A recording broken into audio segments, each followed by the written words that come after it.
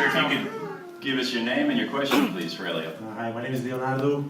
Helio, sou Leonardo do Brasil. Do you mind if I ask a question in Portuguese? It's okay? No, by all means. You can even curse if you want. I'll have no idea. Thank you. Thank you so much. Helio, primeiro é um privilégio, um prazer ter vindo. A gente veio de São Paulo para cá, eu e meu amigo Costa, para acompanhar a corrida, acompanhar os pilotos brasileiros. A sua história é uma história, um exemplo para muita gente, mas a sua história é pouco conhecida.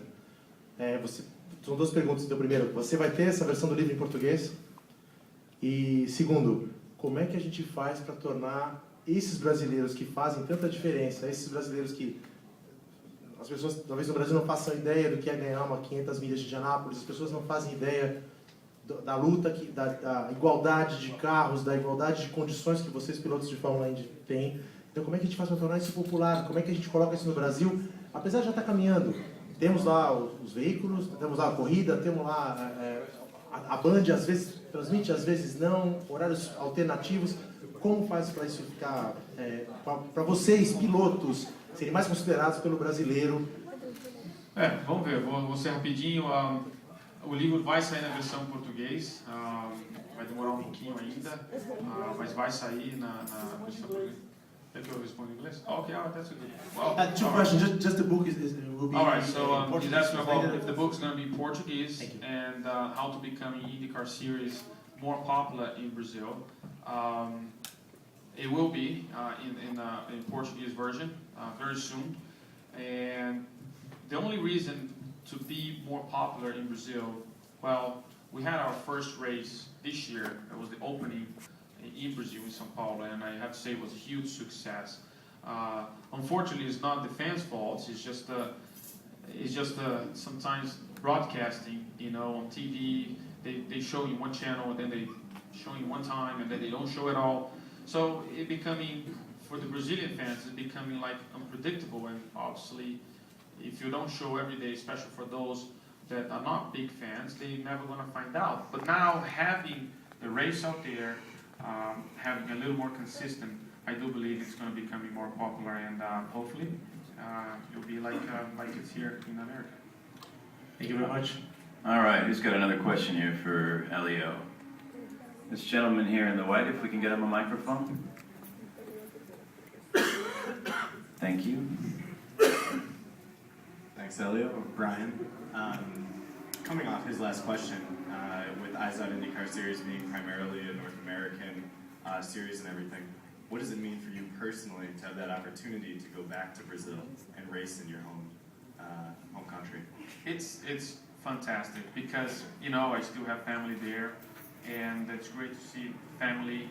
It's great to see friends that in the beginning of your career, you know, give you more support, and that's great to achieve in a big series like Eyes on IndyCar Series. It's great for them to have the taste like everyone have here, to take pictures in the car, you know, to talk to the drivers, have an autograph and things like that. So, and see the cars going above 200 miles an hour. So it's great for them have this feeling and this a little bit of taste, you know. So for me it's important because of those things, and even that I really enjoy living here in America. I really think America gave me a great opportunity to show, you know, hard work. It paid off, you know, and for me, even whatever happens, you know, in the past or whatever happens in the future, I still think it gave me a great opportunity to show that for people that work really hard.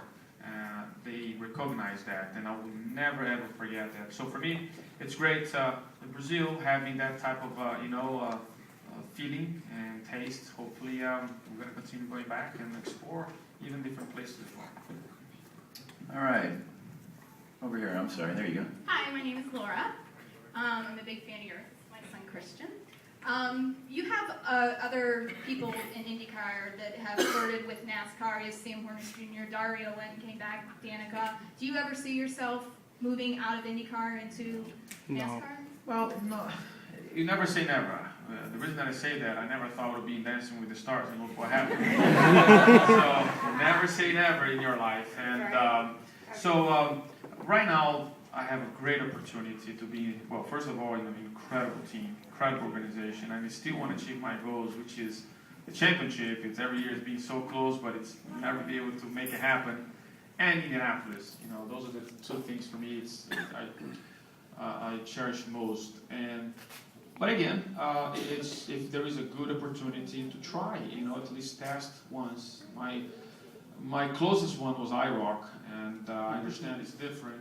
So who knows? If there is an opportunity, I would love to try. There's always it's been curiosity to try different cars, And in fact, I'm going to be going the end of the season, actually in October 17 or 23rd in Australia to drive the V8 Super Cup there. It's type of a stock car there.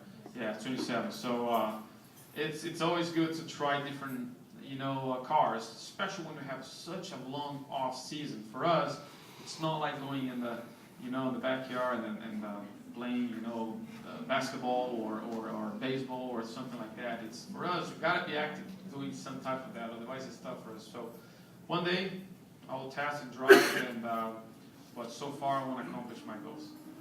If you're looking for that opportunity about 7 weeks from now, there's going to be a few of those stock cars here.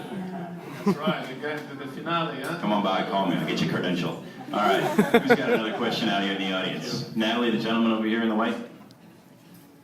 Sir, your name and your question, please. Hi, I'm Scott Schmidt, and I work for RDD International, and I just wondered who your favorite, I know you came from karting, who your favorite karter is right now other than William Pitts. That's great. Yeah, William Pitts is a good friend of mine, and it's funny. I started in a go-kart track in São Carlos in Brazil, and he's from my same hometown as mine, which translating in Portuguese in English it's called Black Stream, and a very danger accident happened to this friend that he ended up being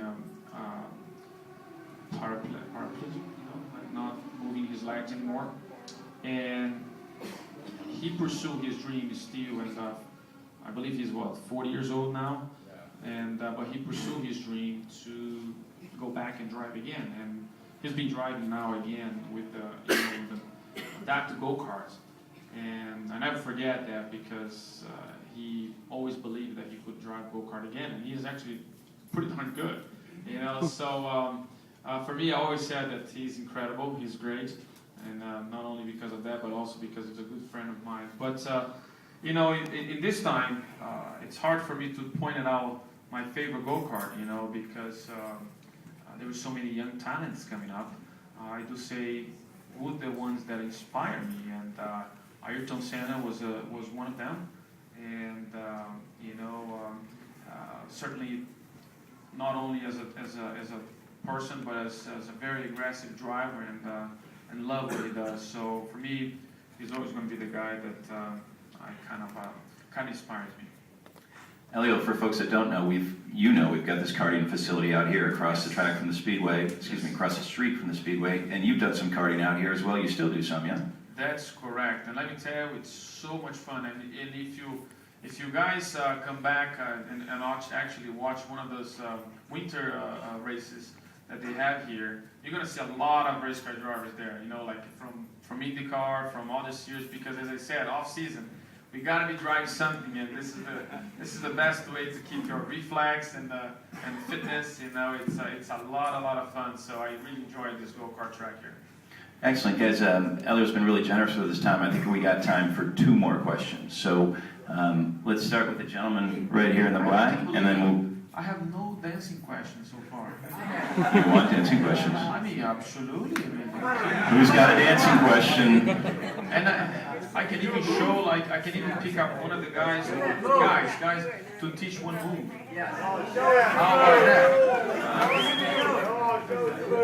We got it. So we can't talk about beaches, but we can talk about what happens on the dance floor? Oh, absolutely. By the way, you want to talk about that? By the way, I'm going to be in Dancing with the Stars again on November 1st. Not dancing, I will be part of the judge. And I believe they want to do something different. I still don't know if it's going to be the one dance or the entire day or night show. So November 1st I'll be kind of like judging. Look at me. Wow. Hey, you know.